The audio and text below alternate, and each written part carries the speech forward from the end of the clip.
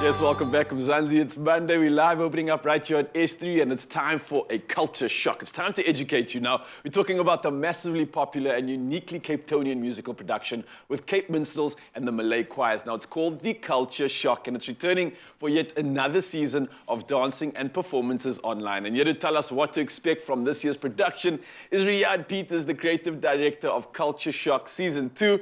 My man, how you doing? I'm alright, how are you? Looking lekker. Yeah, you got the energy, you got the flow, you got the feels. You ready for the Thank you, how are man? you? I'm lekker, man. I'm good. Why? I'm here with my people today, so I'm comfortable. I'm at home. I'm at home. It's a vibe. But listen, talk to me about this Culture Shock. It's really taken first season by storm. It was a great success. But for anyone out there in Mzansi that doesn't know about it, what exactly is it? What's going on? What's the idea behind it?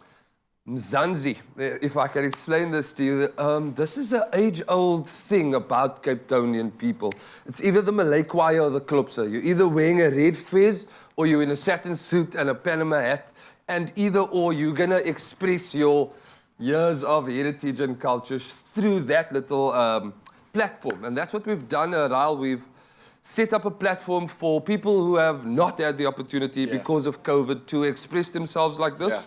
Brought that, what we call test cricket version, right down to a 2026-a-side version. So now teams get to choose the best of the best and come up against each other in either the very traditional Malay choir or klopse stuff, or this year for the first time in a 24-minute musical, which I don't know. Man. And also the fact that, I mean, you see how much talent we have in our communities, how it never gets to see the light of day sometimes, and it's sad, but this seems like an opportunity where they can get that exposure, right?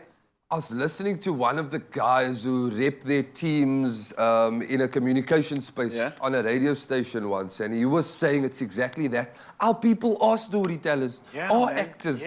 You wake up every morning through whatever's going on around them in their little community and go and be great for their family and whoever it is that they're repping, right?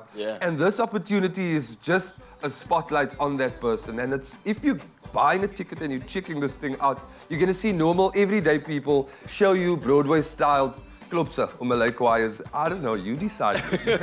And talking about talent, man, we've got like two big communities, two big groups. We've got the Cape Minstrels here, as well as the Malay choir. Huge talent amongst them. What was the idea and the reason behind including their talent and also introducing it to the audience? Currently in South Africa, I think every little group of people, Raul, needs something that they think is authentically them, so that they can hold on to it, you know. It's been a crazy 2 years. I don't know how long this thing's still going to go on for. We're sitting 5 meters away from each other now, you know. You know what I mean? So introducing this thing was just an opportunity for people to have that little bit of, I don't know if it eventually goes into your health as a human, but it's that opportunity to express yourself, man. This is what I like, this is who I am, this is what I love, this is for my community, my people, my family. I love that, man, and I love the fact that you use the word authentic, because you're expressing yourself authentically means that you're allowing other people to authentically relate to you. And that's important right now, man. We need that sense of community, we need that sense of growth. But back to the competition, because, man, I could chat to you forever about this. Forever, What's the mechanic like? Because it's not just a production, but teams are competing against each other, right? I believe there's about 6 teams going head-to-head. Well, there are 6 teams. They go head-to-head in 3 episodes in a 24-minute musical.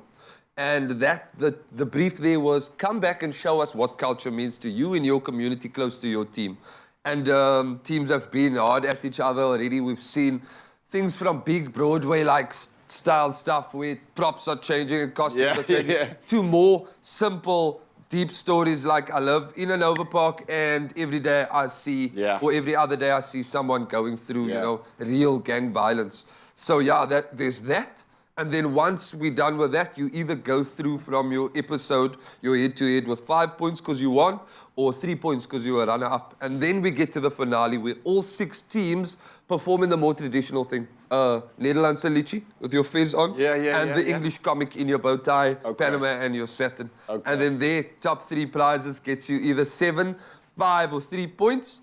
And then obviously once we do the basic grade 3 math, we'll be able to tell I'm getting who so wins. nostalgic. You're talking about the outfits and stuff, and I'm just thinking back in the day, I used to run in the road and check them all running out. You're also not just entertaining. I believe you're doing something where you got a skills offering and you're doing training as well on top of this. Kwai. What is that about? It's not just about singing, dancing, painting your face, man. It's about us providing some sort of springboard for people to become whatever their greatness is. Whether that's you writing poems, whether that's you playing an instrument, singing, whether it's you being a manager of a group of boys who live in Hanover Park, Mitchell's Plain, Manenberg.